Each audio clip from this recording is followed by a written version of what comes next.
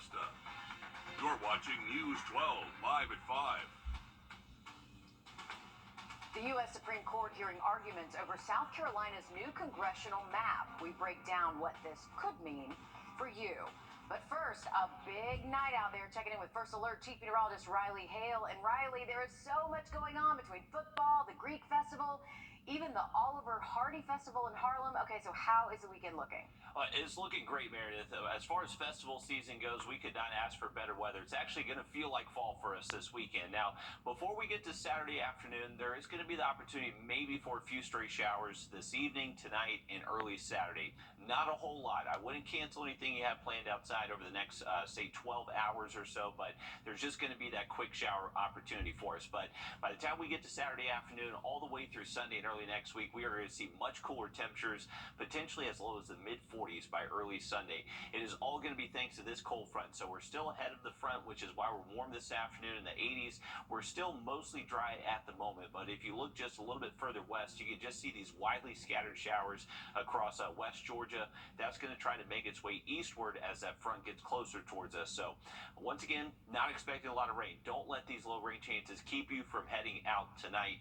We are looking at mostly dry conditions, just an opportunity maybe for a raindrop or two. So if you are heading out to those high school football games, may just want to have a rain jacket or an umbrella close by just in case, but temps in the 70s and 60s during game time. We'll have a full look at that weekend coming up in just a bit, but let's get a quick update on your First Alert traffic.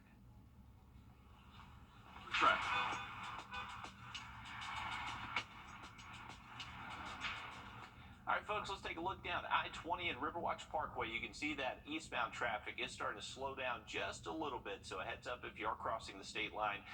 Not completely smooth sailing right there. Looking at exit 190 in Grovetown next, and you can see Lewiston Road backed up a little bit, definitely congested for this time of day, but overall not looking at too many accidents here across town. We'll have an update on those rain chances and the weekend outlook in just about 10 minutes. All right, thank you, Riley. Maybe you've heard fentanyl is now Augusta's #1 killer of people between the ages of 30 and 50. Scary, right? A local organization is now doing what they can to help those suffering from addiction and to get them back on their feet. Walking Tall Ministries provides resources to anyone in need. Our Sydney Hood stopped by the ministry to learn more about what they do. You walk along these streets, and behind the noise from the roads are stories you cannot find anywhere else. Turn the corner right here, and you'll find Walking Tall Ministry, a place where anyone can just walk in and find hope. They offer free haircuts, free food, and just in the last year started a sobriety program. When Walking Tall opened their current building in 2017, they had about 124 clients. That number is now at 188. It's all about opening the doors for those lost. We're not just feeding people, we're getting them off the streets, which is the problem. I didn't have a home. I didn't really have clothes on my back. I had nothing. But now I have transportation to get back and forth to work and to church and to all the things that I need to go to. Coming up all new tonight on News 12 at 6 o'clock, the life-changing donation that one will never be able to give enough thanks for, and how it was all made possible here in Aiken County. Sydney Hood, on your side. All right, thanks for that, Sydney. An Aiken man behind bars tonight accused of multiple incidents of child molestation. Matthew Hester was arrested Thursday in connection with a range of cases that happened both last year and earlier this year. Hester faces multiple charges of criminal conduct with a minor. The GBI has released its final report on the deadly shooting back in January of a protester at the future site of the Atlanta Public Safety Training Center. The GBI says a joint law enforcement operation was being conducted at that site on January 18th, and during the operation, state troopers encountered Manuel Tehran. Troopers say when they asked him to come out of his tent, he refused. Well, that's when troopers fired pepper balls to get him out of the tent. They say he responded by shooting at troopers, injuring one of them. The GBI says the use of lethal force by troopers in this case was justified, and no one will be charged. An Augusta man has been convicted after a 5-day trial for aggravated child molestation. Child molestation and tampering with evidence. Prosecutors say Kendrick Evans met a child on social media, and over a course of months, he engaged in sex acts with the child. On at least one occasion, he picked her up from the school bus stop and dropped her off at her middle school. Evan was sentenced to life in prison with an additional 19 years. Vice President Kamala Harris will visit the Palmetto State next week. Harris will be speaking at the College of Charleston. It's happening on Wednesday. It's all part of her Fight for Our Freedom college tour. The goal of the tour? It's focusing on key issues that impact young people across the country, including talking about gun safety, climate action, and voting rights. A lawsuit that'll affect who represents South Carolinians on Capitol Hill will be before the U.S. Supreme Court this week. Now, this is a case we've been following since early last year, and it challenges the boundaries of South Carolina's new congressional map. Our State House reporter, Mary Green, has the details. This case started here at the South Carolina State House, where the legislature had to redraw South Carolina's congressional map, as it does every decade, based on new population data from the U.S. Census. Next Wednesday, this case will head 500 miles to the northeast to be settled by the 9 justices on the U.S. Supreme Court. This case is about Black voters resisting attempts to muzzle their political voice. This is the map at the center of this lawsuit. Let's zoom in on Charleston County, where voters were split between the 1st Congressional District in red, that's the district currently held by Republican Nancy Mace, and the 6th District in blue, the one held by Jim Clyburn, the only Democrat in the state's congressional delegation. Groups including the NAACP and a Hilton Head resident claim the Republican-dominated state legislature unlawfully bleached the competitive 1st District to make it more Republican-friendly and packed more Democratic-leaning Black voters into the already Democrat-friendly 6th District. They're asking the Supreme Court to affirm a lower court ruling that the map discriminates against Black voters, denies them equal opportunity to elect candidates of their choice, and violates the U.S. Constitution. They want justices to force the state to redraw these lines. Not being able to elect a representative truly affects my culture, being of the Gullah Geechee culture, being in the heart of the Gullah Geechee corridor. Just having a voice and an advocate for our community is important, because without the people, we lose the culture. But Republican leaders at the State House claim race was not their motivating factor in redrawing these lines. Instead, they argue it was politics, and that they fashioned the boundaries to maintain their hold on 6 of the state's 7 congressional districts, which they say the court has upheld as legal. They want the Supreme Court to overturn the lower court ruling and allow this map to stay as it is. As members of the General Assembly and leaders of the General Assembly, we are defending our maps because we believe they were race neutral and that they were within the confines of the laws that have been established by the United States Supreme Court. Both parties have requested the Supreme Court rule by January 1st of next year, given that 2024 is an election year in the U.S. House of Representatives. But justices have the final say in when that ruling comes down, so they may or may not adhere to that request. Reporting from the South Carolina State House, I'm Mary Green. Representative Nancy Mace told us, as a member of Congress, she has no say in how the lines are drawn for her district at the heart of this case. But she says she hopes this case gets settled sooner rather than later, so candidates and voters in her district know where the boundaries are and who's in them. Moderna plans to begin late-stage trials of its dual COVID flu vaccine in adults 50 years and older later this year. The company says early-stage trials of the shot show the combined dose appears to have strong immune response against both the flu and COVID.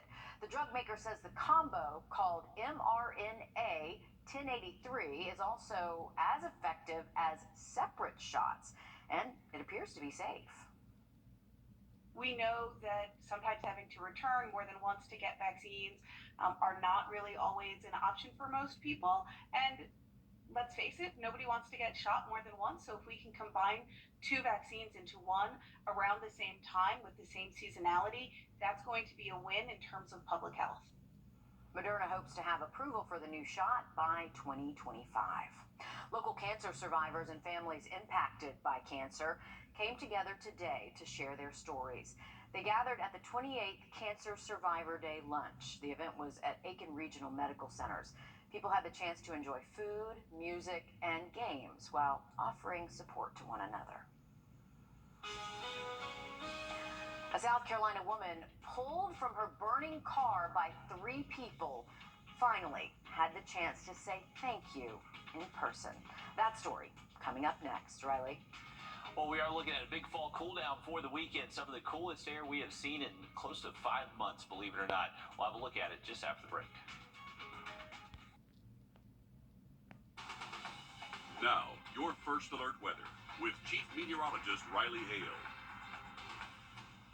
All right, live look from our Thermit Dam Cam showing a little bit more clouds starting to push in from the west. So this is a sign of that cold front heading our way, and also a very low chance that maybe we could see a sprinkler or two this evening, tonight, and early tomorrow morning.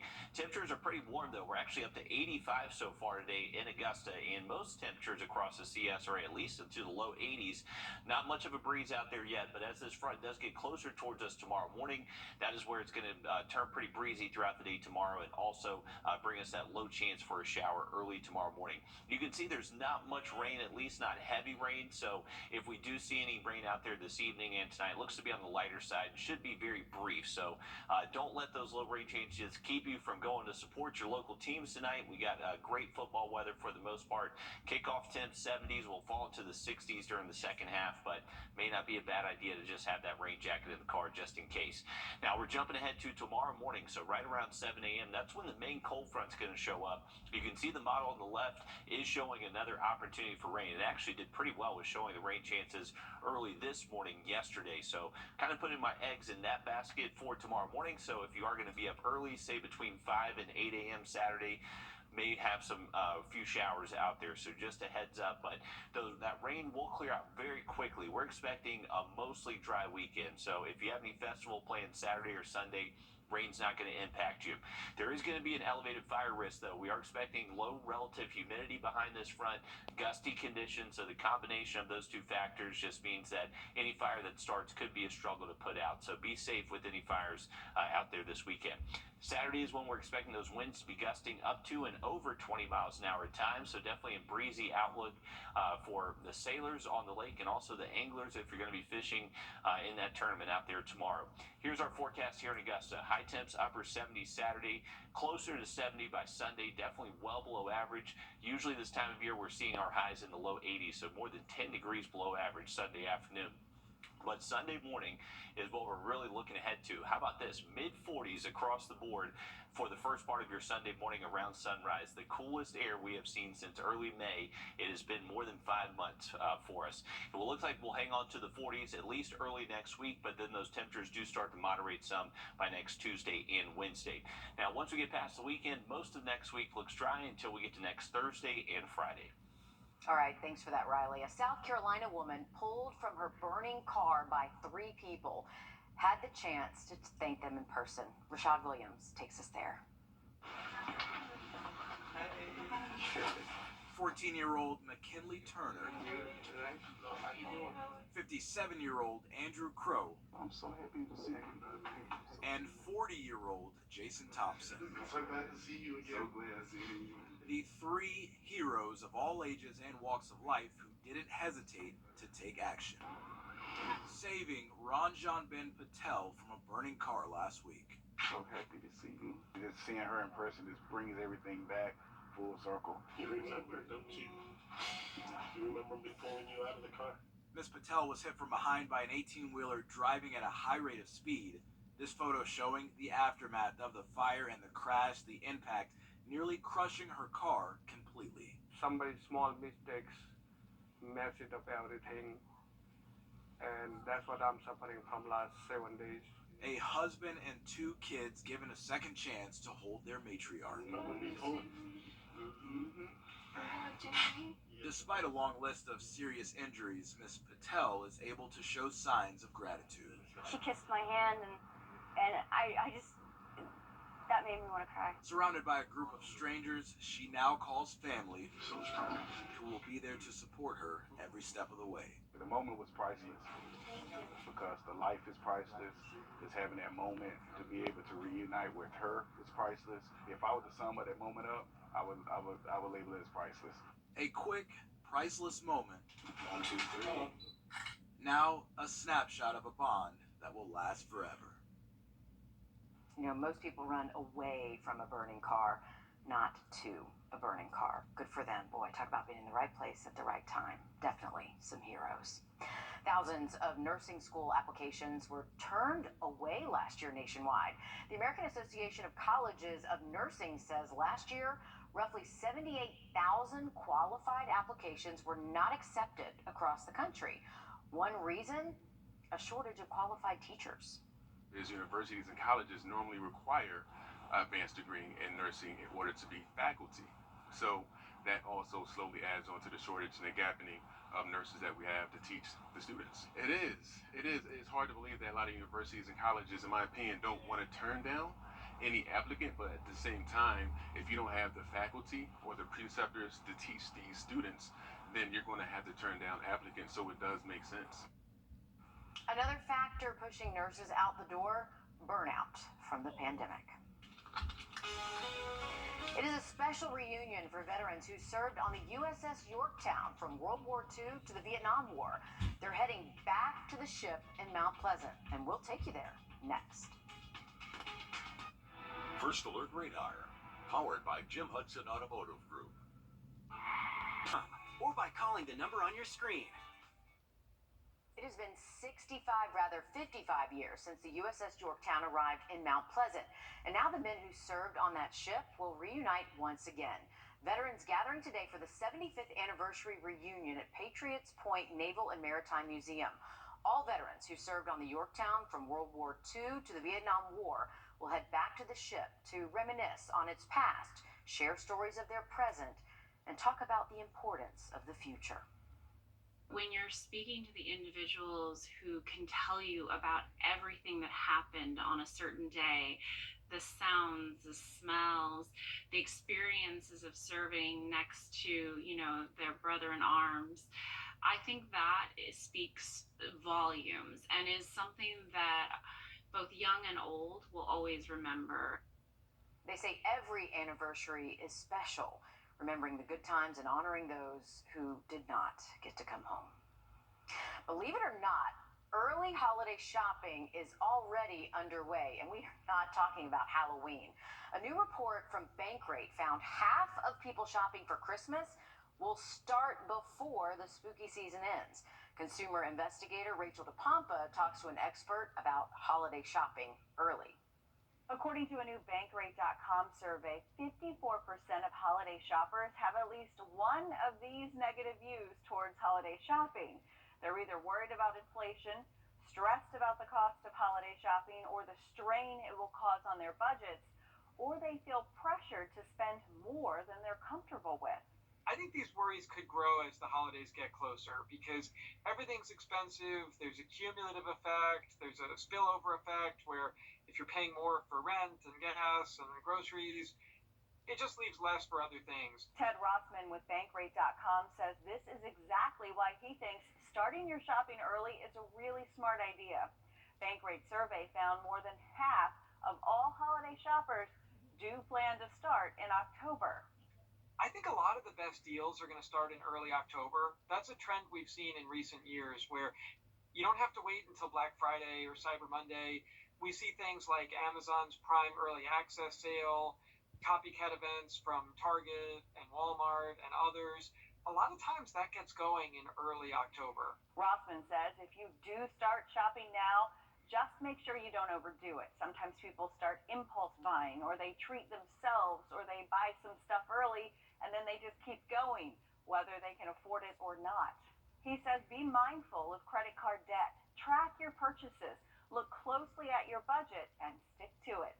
With this watch in your wallet, I'm Rachel DePompa. Well, if you are heading to Athens for the big game against Kentucky, 7 p.m. kickoff. And by kickoff, we should see temperatures dropping into the low 60s. It will be a little bit cool during game time. Now look at the forecast for us just after break. People call us all. Ask your child's eczema specialist how Dupixent can help heal their skin from within. All right, just a look at over our thermodam cam here. We got a few clouds rolling in from the west. You can definitely see some darker skies on the horizon, so that is the cloud cover that's going to push in for tonight. And not ruling out that it does bring us a straight raindrop or two, but I would say most of us should stay dry 90% of tonight. 85 degrees at the moment this afternoon, so if you are heading out, we are looking to stay nice and comfortable temperature-wise this evening. Not really going to see the fall cool temperatures until we get to most likely Saturday and into Sunday. Now, for the lake plans, we actually do have the big Halloween regatta happening this weekend. Saturday and Sunday should be great racing conditions out there Saturday with northwest winds steady between 10 to 15. Will be a little bit breezy out there, but should be good for some record times possibly with those regatta going on.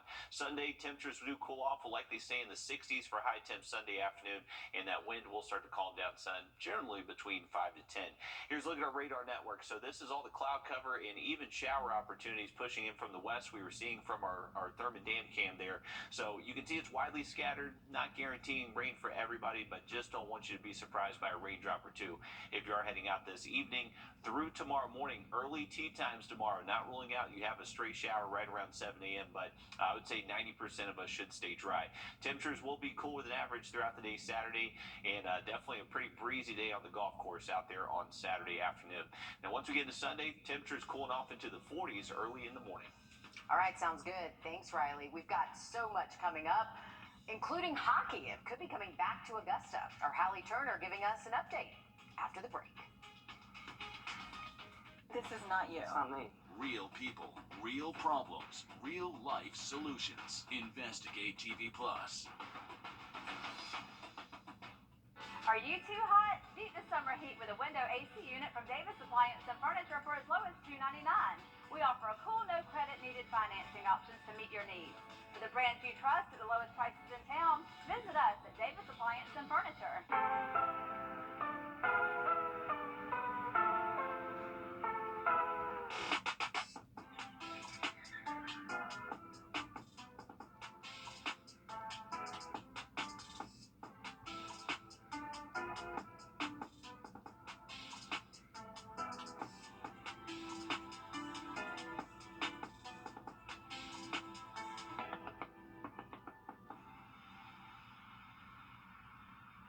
After a car wreck, 21st, Brand Smart USA. Favorite brands, lowest prices.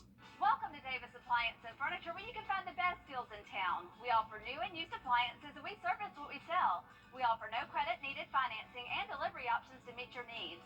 For the top brands and lowest prices in town, visit us at Davis Appliance and Furniture. Watch 12/20.